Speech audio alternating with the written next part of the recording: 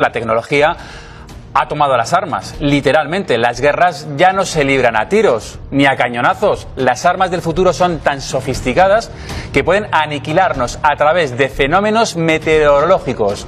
Sí, no me mires así. Así es, vamos a verlo. Vamos a verlo. Las guerras del futuro no las controlarán ni los comandantes ni tampoco los soldados en el terreno de batalla. El rumbo de una guerra podría cambiar solo con apretar un botón. Sí, y a distancia. ¿Cómo? Cambiando el clima. Son lo que se conocen como guerras meteorológicas, y algunos apuntan que ya se han producido los primeros ataques. Por ejemplo, aquí, en Estambul, con este cambio repentino de tiempo. En tan solo 5 minutos vean cómo la ciudad pasa del día a la noche. Una nube negra que para muchos no tiene explicación meteorológica alguna.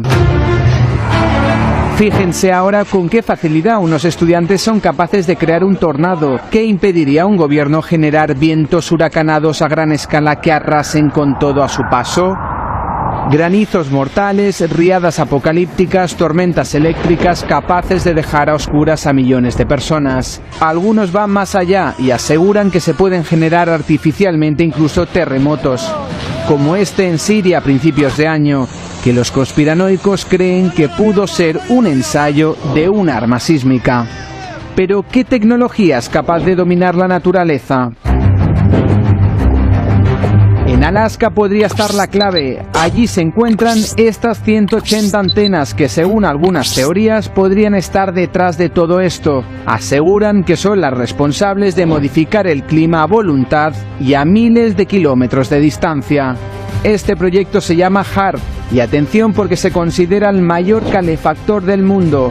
Es capaz de intensificar fenómenos naturales como sequías, inundaciones, tsunamis y huracanes. Pero, ¿cómo funciona?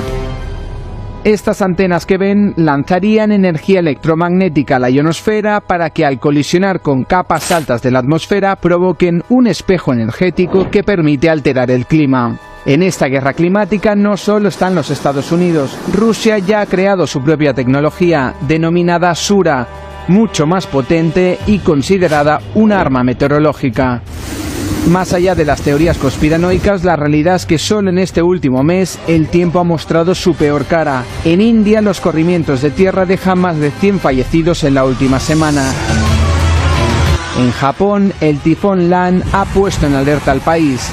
En Colombia, varios terremotos han desatado el pánico en el país. En Canadá jamás habían visto este granizo y en Estados Unidos pocas veces una tormenta había durado tanto. Cambio climático o guerra climática. Quien domine el tiempo, dominará el mundo. Fernando Peinado, criminólogo y experto en armas. Buenas noches. Buenas noches. ¿Esto es ciencia ficción o es verdad que quien domine el clima, quien domine el tiempo puede dominar el mundo? Bueno, pues eso es lo que ha buscado el hombre desde hace siglos. Efectivamente, yo no lo definiría como armas, sino como una metodología, unos conocimientos, unas técnicas capaces de variar a favor del que las organice, variar el clima, el tema sísmico y demás. Yo querría desligar un poquito esto del tema que estábamos hablando antes de Hawái. Si la pregunta es si hay un arma o varios tipos de arma física que pueden conseguir lo que estábamos viendo, un fuego focalizado, os puedo decir que sí, que efectivamente es así, y como decía el compañero Guijarro, DARPA, que es una corporación estadounidense, ha desarrollado al menos dos técnicas distintas, una especie de microondas dirigidas que pueden focalizar un fuego en un punto concreto a distancia, y otra que suena un poco a ciencia ficción, pero que es un cañón de láser focalizado, en el cual ¿existe de verdad, es capaz de arrasar. Fernando, existe de verdad. Sí. Y se está probando, entre otras muchas armas que yo, fíjate, querría decir que no son del futuro, son del presente, porque las del futuro no las conocemos todavía. Están ligadas al desarrollo militar y evidentemente si es de desarrollo militar no las conocemos o el gran público no las conoce. Otra cosa es que nuestros espectadores le podamos hablar de este tipo de armas y le suenen a ciencia ficción. Pero, Fernando, sí, esas armas sí. climáticas, digamos, que decías que pueden ser para favorecer en un momento dado, si era una época de sequía, pues intentar atrapar las nubes para que llueva. Pero también se puede emplear para atacar un país. Sí, evidentemente. No quiero parecer conspiranoico, pero si tú eres capaz de modificar el clima buscando una sequía, estás modificando una situación geográfica concreta, para bien o para mal. Es decir, por ejemplo, pero esto lo llevamos haciendo durante décadas. Estamos hartos de conocer el tema de la siembra de nubes. Lógicamente, el agua que cae bajo una siembra de nubes en una zona es agua que no llega a otra. Y a nivel doméstico puede tener una importancia relativa. A nivel global puede llegar a ser muy dramático, muy fuerte. Déjame que le pregunte, sobre todo, mencionabas, Josep, sí. Fernando, a Josep Guijarro. Josep, primero, las armas estas existen y luego la guerra climática es algo ya que está en el día a día. Está en uso, pero no tiene los frutos que le gustaría, pues en este caso, a la potencia que los utiliza. Hemos visto algunas imágenes que mostraban al calefactor más importante. Este es el llamado proyecto HARP. Son una serie de antenas que radian electromagnetismo y que lo que pretenden es variar precisamente climatología dirigiéndose. ¿Eso dónde está? ¿En Estados Unidos? Está ¿En Alaska, Israel? está en Alaska. Uh-huh. Y hay subproyectos que tienen que ver precisamente con la utilización del clima como arma, que esto es importante señalar lo que decía Fernando, hay que desligarlo de lo de Hawái. Yo no creo que tenga nada que ver una cosa y la otra, pero esas armas son una Pero esta arma, por ejemplo, se puede utilizar, es decir, mandamos un terremoto... Es que parece James Bond. Claro.